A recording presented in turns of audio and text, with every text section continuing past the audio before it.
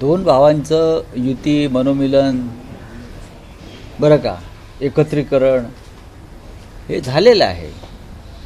आता राजकीय युतीविषयी म्हणाला महानगरपालिकेतल्या तर मुंबईसह इतर नाशिक, कल्याण, डोंबिवली, ठाणे इकडल्या चर्चा जवळजवळ अंतिम टप्प्यात आल्या, काही ठिकाणी संपलेल्या आहेत. तरीही इतक्या मोठ्या महानगरपालिका आहेत, शेवटपर्यंत त्या यादीवर हात फिरवला जातो आणि त्या दृष्टीनं काम चालू आहे. 23 तारखेपासून मला वाटतं अर्ज भरण्याचं सुरुवात आहे.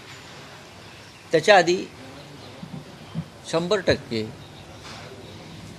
शिवसेना आणि महाराष्ट्र नवनिर्माण सेनेच्या युतीची घोषणा एकत्रितपणे धूमधडाक्यात वाजत गाजत केली जाईल. ठीक आहे ना, होईल ना उद्या. 23 तारखेचा मुहूर्त आहे का? नाही, असा मुहूर्त काय काढलेला नाही आहे. पण मी तुम्हाला कालही सांगितलं की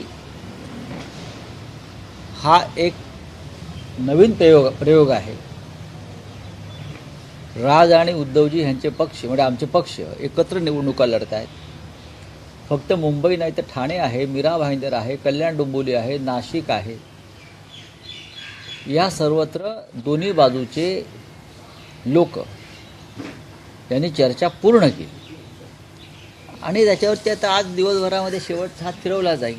रावसाहेब, तुम्ही म्हणालात की महाराष्ट्राच्या राजकारणात हा नवीन प्रयोग आहे, तर महाराष्ट्राच्या राजकीय रंगमंचावर जर हा नवा प्रयोग असेल तर त्याला प्रेक्षक रूपी मतदार कसा प्रतिसाद देतील? नाटक हिट ठरेल?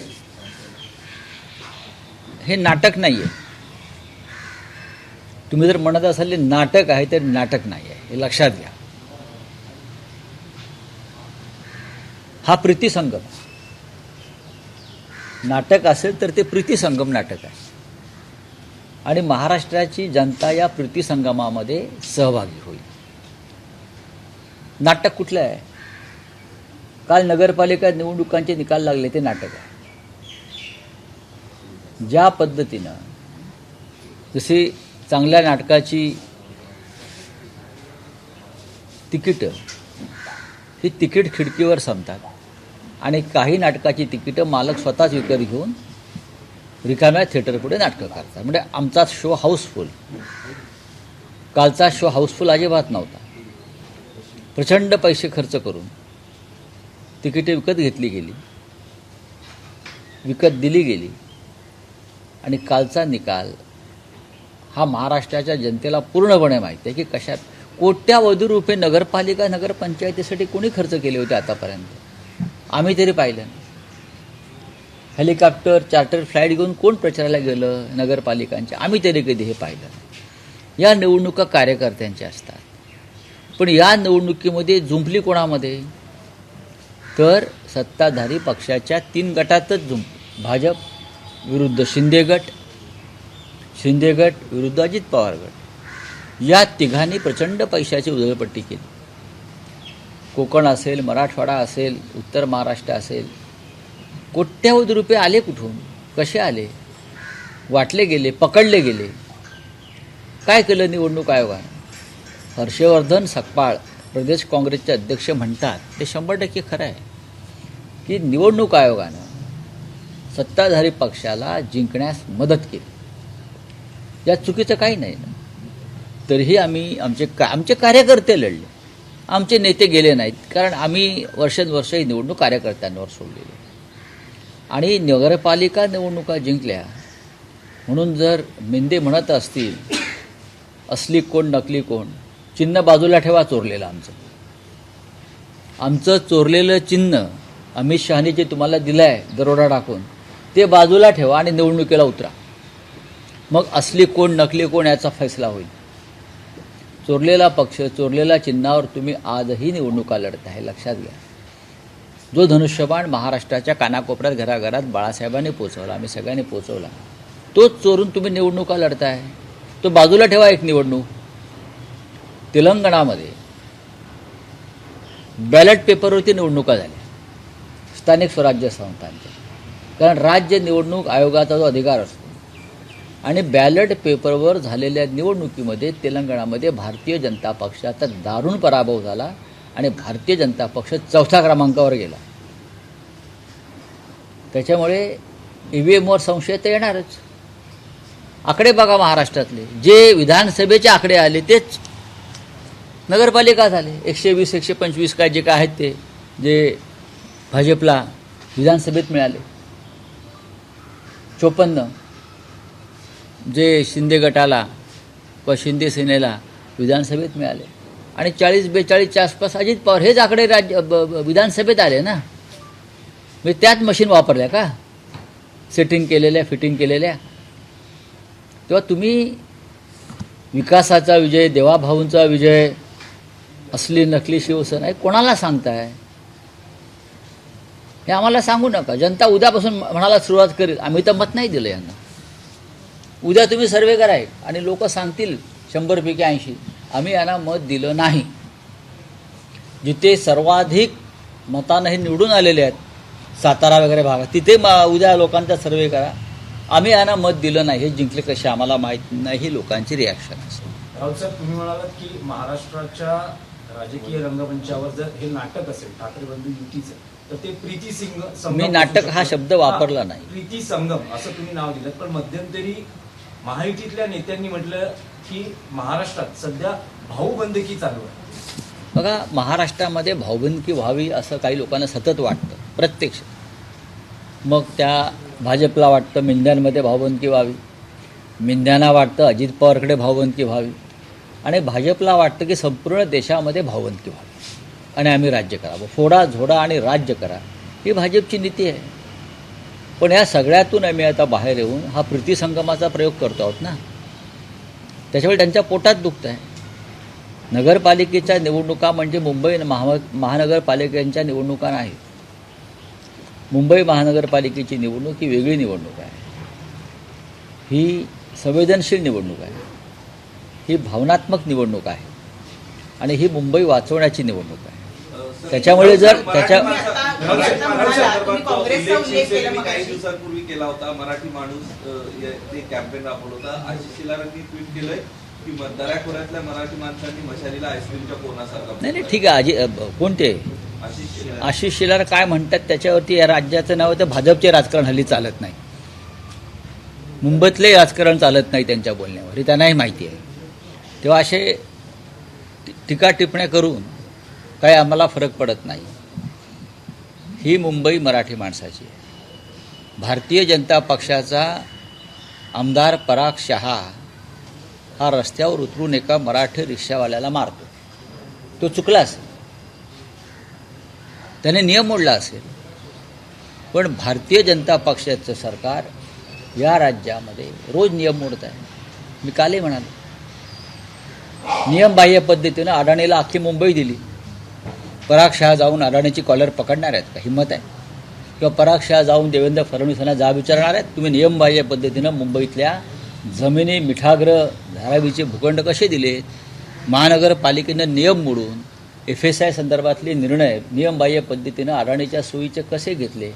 या संदर्भात पराग शहासारखे जे नवीन गुंड निर्माण झालेले आहेत राजकारणातले, ते प्रश्न विचारतील का? जर त्यांनी तो प्रश्न विचारला तर मी त्यांच्या रिक्षावाल्याला मारल्याचं समर्थन करेन.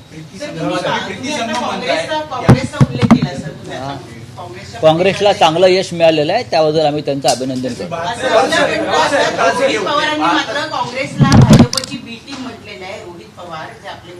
बघा, हा एक लक्षात घ्या, हे स्थानिक पातळीवरती काही वेगळा विचार कुठे झाला असेल त्याच्याविषयी मी म्हणणार नाही, पण ओव्हरऑल काँग्रेसला चांगलं यश मिळालेलं आहे आणि त्याबद्दल त्यांचं आम्ही अभिनंदन करतो. हे निकाल पाहता असं वाटत नाही का की महाविकास आघाडी आणि मनसेनं एकत्र असावं? कारण आमची खूप इच्छा आहे की महाविकास आघाडीमध्ये कोणत्याही प्रकारे मतभेद असू नयेत आणि राज ठाकरे यांच्यासह मुंबई महानगरपालिकेत आम्ही लढावं. म्हणजे काँग्रेसला आम्ही आवाहन केलेलं आहे. पण काँग्रेसच्या नेत्यांना मुंबई स्वतंत्रपणे लढायची आहे. मुंबईच्या बाहेर ते एकत्र यायला तयार आहे, मुंबई सोडून. आता त्यांची काही गणितं असतील, पण अमरावती, चंद्रपूर, वर्धा या भागात काँग्रेसला मोठ्या प्रमाणात नगरपालिकात यश मिळालं. पण मुंबईचं राजकारण वेगळं आहे. आम्ही त्यांना वारंवार आवाहन करतो की आपण एकत्र लढलं पाहिजे. जर भारतीय जनता पक्षाचा पराभव करायचा असेल तर आपल्याला एकत्र येणं गरजेचं आहे, मतभेद बाजूला ठेवून. म्हणजे मुंबई सोडून काँग्रेस सोबत येणार तुमच्या मुंबई सोडून? असा आमचा साधारण मुंबईच्या बाहेर अनेक महानगरपालिकांमध्ये किंवा जिल्हा परिषदामध्ये आम्ही समन्वयानं किंवा एकत्र येऊन निवडणुका लढू शकतो. सर, ज्या मराठीच्या मुद्द्यावरनं राज ठाकरे, उद्धव ठाकरे वरळीच्या डोम थिएटरमध्ये एकत्र आले होते, जे चित्र संपूर्ण महाराष्ट्राने दोन ठाकरे बंधूंना एकत्र येण्याचं बघितलं होतं, त्याच ठिकाणी दोन ठाकरे बंधूंच्या राजकीय युतीची घोषणा केली जाईल उद्या, अशी चर्चा आहे. यात कितपत तथ्य आहे? नाही, बघा ती जागा ठरेल, पण मी जे मगाशी म्हणाले की दणदणीत पद्धतीनं या युतीची घोषणा, वाजत गाजत, गुलाल उधळत, कारण हा एक मोठा ऐतिहासिक आणि क्रांतिकारक क्षण या महाराष्ट्राच्या जीवनामध्ये आलेला आहे. राऊत साहेब, आज नगरपालिका नगरपंचायत निकालानंतर काही प्रमुख वृत्तपत्रांनी त्यांच्या मथळ्यात म्हटलं आहे की महाराष्ट्रात भाजपच धुरंधर अशा पद्धतीची हेडलाईन्स आहे. बघा, धुरंधर हे पात्र जे आहे, या पात्राविषयी तुम्हाला कल्पना आहे. हे फुगवलेलं पात्र आणि सुजवलेलं पात्र आहे, काल्पनिक पात्र आहे. धुरंधर हे खरं पात्र नाही आहे. त्यातलं खरं पात्र कोणतं असेल तर हेमांडक आहे.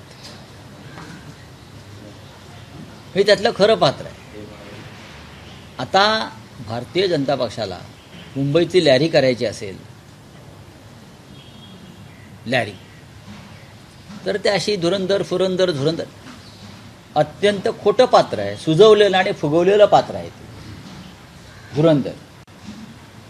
या देशामध्ये धुरंधर कोण, महाराष्ट्रात धुरंधर कोण, हे भाजपा ठरवू शकत नाही, जनता ठरवू. आणि ज्या बनावट पद्धतीनं कालचे निकाल लावले गेले, जे बिहारमध्ये झालं तेच काल नगरपालिका निवडणुकात झालं. बाकी काय, मी कालच्या नगरपालिका निवडणुकांची तुलना ही बिहारच्या निकालाशी करतो. माजी खासदार राहुल शेवाळे यांच्या पत्नींनी काल शिवाजीनगर मानपूर परिसरामध्ये रात्री साड्या वाटल्या. सकाळी त्या लोकांनी त्या महिलांनी त्या साड्या जाळून टाकलेल्या आहेत. चांगली गोष्ट. अशा पद्धतीनं आचारसंहितेच्या म्हणूनच म्हणतो ना, मुंबई वेगळी आहे. मुंबईशी नगरपालिका निकालांची तुम्ही बरोबरी करू नका, तुलना करू नका. मुंबईची जनता वेगळी आहे. राऊत साहेब, या निवडणुकीत सातत्यानं एक आरोप प्रकर्षानं झाला की पैशांचं वाटप मोठ्या प्रमाणावर झालं. मग सत्तेतल्या काही नेत्यांनीच अशा पद्धतीचे आरोप केले, स्टिंग ऑपरेशन केली. आयोगानं काय केलं? आयोग मात्र आयोगानं काय केलं? स्तब्ध आहे. आयोग हा भारतीय जनता पक्षाचा किंवा मिंदे गटाचा हस्तक असल्यासारखा वागत होता. हस्तक. हर्षवर्धन सकपाळ यांनी जे सांगितलं ते सत्य आहे की निवडणूक आयोगाच्या मदतीनं ही नगरपालिका निवडणुकाचे निकाल सत्ताधाऱ्यांनी आपल्या बाजूनं लावले, हे सत्य आहे. पण फार काळ, मी वारंवार म्हणतोय, फार काळ चालणार नाही. कुठेतरी पूर्णविराम या संपूर्ण घटनेला मिळतो. चला और क्या हिंदी में है, हिंदी में क्या है? बीजेपी सबसे बड़ी पार्टी बन के आई थी लोकल बॉडी इलेक्शन में. बात ऐसी है, बीजेपी सबसे बड़ी पार्टी कैसे बनकर आती है सबको मालूम है. जो बिहार में हो गया वही महाराष्ट्र के नगर पंचायत चुनाव में हो गया. आप देखिए ना, जिस तरह से विधानसभा में जो नतीजे आए, वही नतीजे, वही आंकड़े अब नगर पंचायत में आ गए. 120-125 विधानसभा के विधायक उनके चुनकर आए थे. नगर पंचायत भी 120-125 में बीजेपी के आ गए. शिंदे के 54 के आसपास विधायक आए थे. इस बार नगर पालिका नगर पंचायत भी 54 आ गई. 40-42 अजित पवार के आए थे, वही आंकड़ा नगर पालिका में आ गया. वही मशीन है, वही सेटिंग और वही फिटिंग है. नई बात कोई नहीं. अरे आंकड़े तो बदल दो भाई, आंकड़े तो बदल दो. हाँ, ये लोकतंत्र है क्या? पैसा कितना पानी जैसा बहाया, पानी से भी ज्यादा बहाया, तूफान आ गया पैसों का. मैंने कल भी कहा कि जिस नगर पालिका नगर पंचायत का बजट 25 करोड़ है, वहाँ 200-200 करोड़ जीतने के लिए खर्चा किया, 10-10 करोड़ लोगों में बांट दिए। कहाँ से आता है पैसा? ये फडणवीस साहब बता सकते? ये पैसा महाराष्ट्र में कहाँ से आता है? शिंदे के पास, अजित पवार के पास, आपके पास? हाँ, कौन देता है पैसा आपको? हमको तो कोई देता नहीं। तो आप कहाँ से लाते हो पैसा? महाराष्ट्र की लूट करके, डकैत करके आपने जगह जगह पर रहमान डकैत रखे हैं पैसा जमा करने के। हाँ, और आप जीतने के बाद रविंद्र चौहान नाच रहे हैं, फोटो देख रहा हूँ मैं, नाच रहे हैं। ये लोकतंत्र देश का बहुत मजबूत है, एक दिन आपको यहाँ से धक्के मार कर निकाल देगा। Thank you. एबीपी माझा, उघडा डोळे बघा नीट।